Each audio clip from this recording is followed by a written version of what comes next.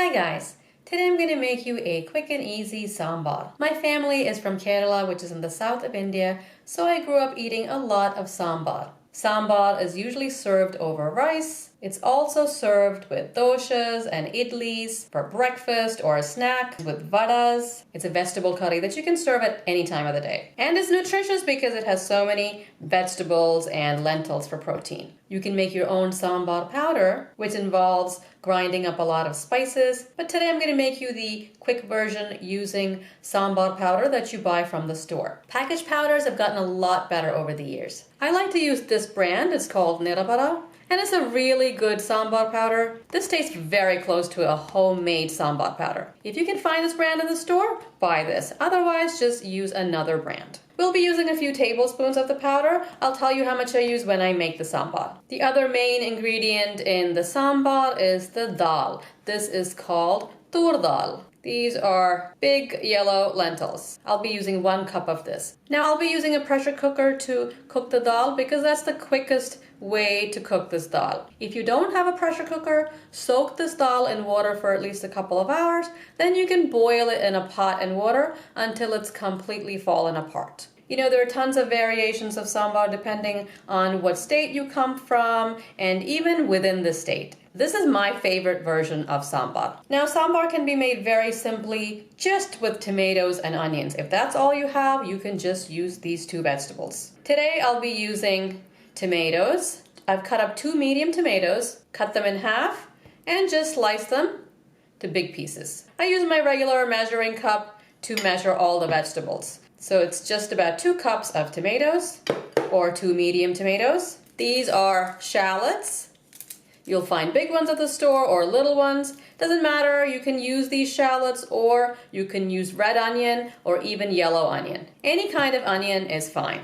These just taste a little better. I've just sliced the onions into big pieces. This is also 2 cups in my measuring cup. Now for something green, I have 1 cup of these flat beans. These remind me of an Indian bean and they taste really good in the sambar. That's why I buy these. These are of course frozen because I cannot find fresh ones in the store. If you're going to use these, you can buy them frozen like this. It'll say Italian green beans. If you can't find these, you can substitute for any kind of green bean. Regular green string beans is fine. Just cut it up into big pieces. Another important part of sambar are drumsticks. As you can see, these are also frozen. This is what they look like. They come frozen. It'll just say drumsticks on it. Now, you can sometimes find fresh ones at the store. Obviously, if you find them fresh, just cut them up and use them instead. But my store had no fresh drumsticks, so I bought the frozen ones. This is also 1 cup. So that's really all the vegetables you need. So I'm using 4 different vegetables. If you want to add another vegetable, something with a little more heft, you can add a potato.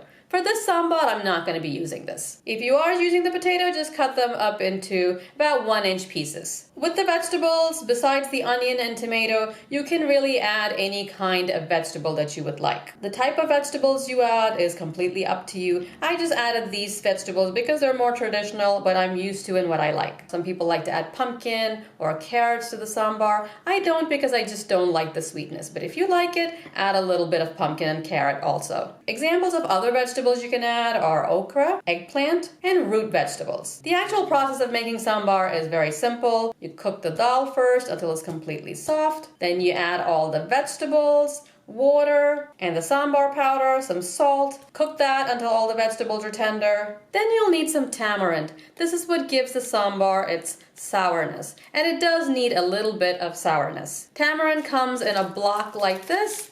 Just take a piece off, pour boiling water over it, leave it for a little while, and then it'll get soft. There have been times where I've ran out of tamarind and already started making the sambar. So what I do is substitute the tamarind with a capful of apple cider vinegar or regular white vinegar. After we add the tamarind, we'll also add half a teaspoon or a teaspoon of jaggery or brown sugar. This just balances out the sourness. This is according to taste, so we'll add the tamarind and then see how much of the jaggery we need. And at the end, there's tempering. We'll heat up some coconut oil, pop mustard seeds. We'll need about a teaspoon of mustard seeds. Put in some dried red chilies. This is 2 dried red chilies. Asafoetida or Hing, We'll just need a couple of pinches of this and 2 sprigs of curry leaves. Curry leaves smell amazing. They're used in pretty much all Kerala dishes. So now you know all the ingredients you need and the process. So let's go ahead and boil the dal. Whether you're pressure cooking or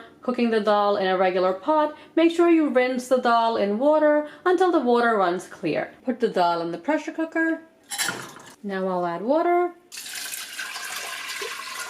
About 2.5 cups. Put the weight on and cook until the dal is completely soft. There are of course different kind of pressure cookers. What I do with mine is I'll hear this loud hiss, it's very loud, and then I'll turn the heat down to low and cook for about 10-15 minutes. After 15 minutes, I'll turn the cooker off, wait for the pressure to release, and open and check the dal to make sure it's cooked. Until it reaches the hissing, leave the flame on high. I've broken up the tamarind.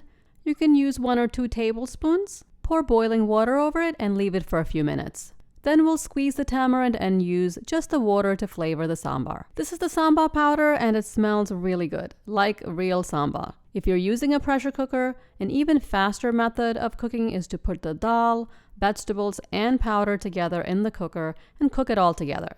It'll be done in 20 minutes. And then you can add the mustard seeds and other ingredients. The reason I don't cook everything together is that the dal may not be completely mushy at the end, but the vegetables will be cooked. You don't want to see any dal floating in the sambar. It should be completely smooth so it can thicken the gravy nicely. It's been 10 minutes and the dal is cooked perfectly. I like to mash it up so it's smooth. Now we can add the vegetables.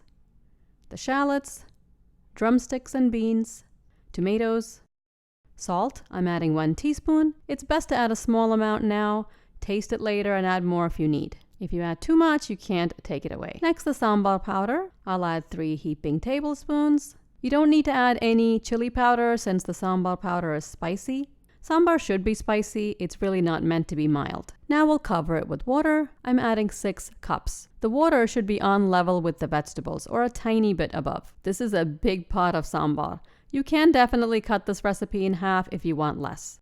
Remember, the thick dal is at the bottom, so stir very well so everything is combined. I like to take the stem of the curry leaf, break it up, and add it to the pot. It smells great. Just adds more flavor. We'll cook this the same way as the dal. Start on high flame. When you hear the hissing, turn the flame down to low and cook for about 15 minutes. The sambar vegetables are cooked 10 minutes after the hissing. Turn the flame to low. Taste. I'll add a teaspoon of salt and the strained tamarind water. Add a little bit, about 2 tablespoons first. Taste and add a bit more if you need it. Next, I'll add 1 teaspoon of jaggery. Let that simmer on low while we pop the mustard seeds. Heat up a pan and pour in a little bit of oil. You can use vegetable oil or coconut oil. When the oil is very hot, add the mustard seeds.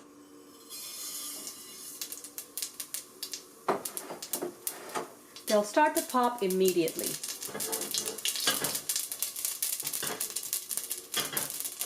When they're finished popping, add the dried chilies, 1/4 teaspoon of hing, and the curry leaves. Now we can turn the sambar off and add the mustard seeds to the sambar. Take some of the sambar and pour it into the pan. Stir well. At the end, I like to add a little bit of fresh coconut oil because it smells so good, and tear up some curry leaves. Put it in.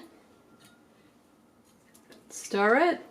Cover it and leave it for a few minutes. It makes the sambar smell and taste even better. You can eat the sambar right away, but it tastes best after a couple of hours or even the next day. Also, the gravy will get a little thicker as it sits. This easy sambar will taste like an authentic Kerala sambar. And it tastes really close to a sambar that you would make with a homemade sambar powder. You can see how good this looks. I really wish you could smell this. It smells like authentic sambar. My entire house smells of it, which I love. The sambar tastes so good. It's comforting. It has a nice balance of sourness, sweetness, heat, and saltiness. Make this and tell me what you think in the comments below. Subscribe and I'll see you next time. Thanks for watching.